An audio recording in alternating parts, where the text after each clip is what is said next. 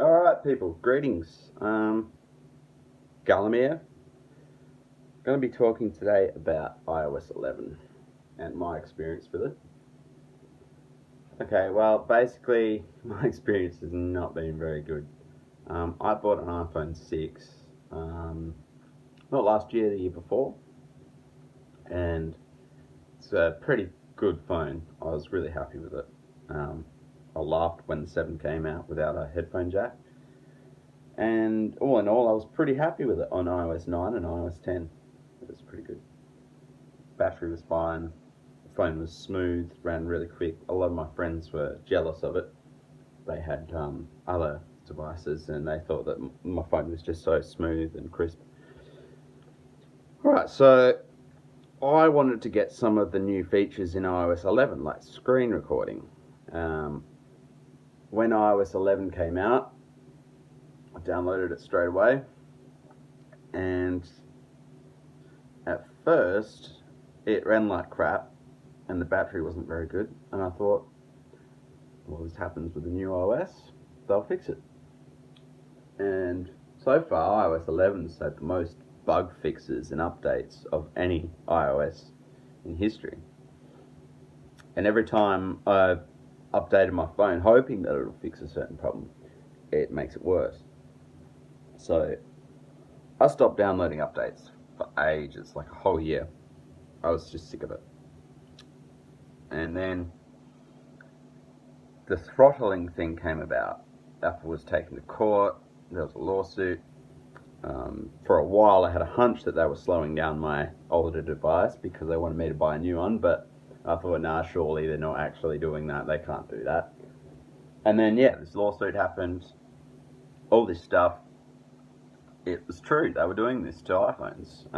So what could I do about it? Well, I heard that 11.3 was coming. So the 11.3 beta was to introduce a battery health fix, which was supposed to stop your iPhone from throttling itself at the cost of maybe having unexpected shutdowns due to the battery not being able to support the demand at the time.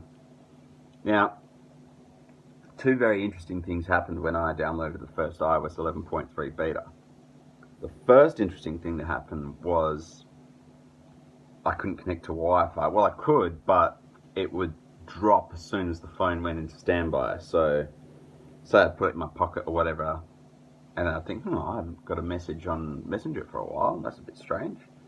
I just messaged my friend and he hasn't replied yet. He's normally really quick. And that's when I pulled my phone out of the pocket, unlocked it, and realised that it was bloody not connected to the Wi-Fi, and every time I'd have to go back into settings and reconnect it, and that was pretty annoying. So after a lot of screwing around, figured out that it was just a bug with iOS 11.3 beta 2. So, beta 1 I think, and then I downloaded beta 2, which basically had the same battery health features and all that kind of stuff. But the interesting thing was 90% was my battery health. It was at 90% of its original capacity, which is pretty good for the age of the phone. It means, hey, I'm doing something right. Now, if it's at 90% of its original capacity, why is it shutting down randomly? That's what I want to know. Anyway, so iOS 11.3 beta with battery health in beta, stopping the throttling of the phone. So this is when I realised, I'm screwed, because now this phone randomly shuts off whenever there's any kind of CPU load, like go into Messenger, open a new message or something with a couple of pictures sent to me, and the phone completely jams, gets hot, restarts, and I'm back to square one. And the battery drain on this version of iOS has just been ridiculous. Yesterday I got up at 8 o'clock in the morning, and by 12 o'clock lunchtime my battery was at about 30%, and then from lunchtime to about 2 o'clock in the arvo it died completely. I went into the battery usage and it said that YouTube background services were using heaps of my battery. I think it was 30% or something. Deleted that, and since then I haven't really had any improvements. It's still just as crap. So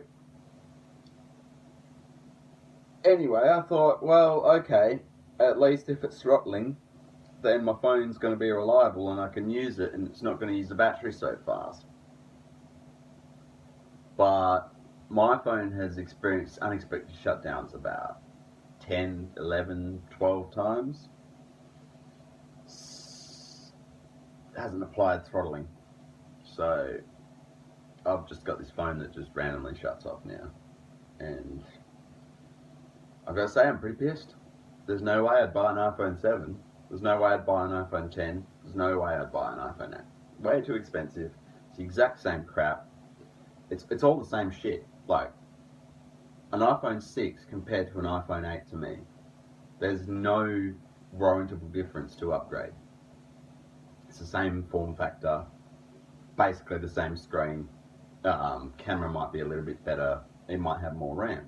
Well, go back to 2013 and you could buy a Galaxy S4 and that's basically got double the specs of my iPhone 6 anyway. So I've just bought an S4 on eBay because I'm going back to Android.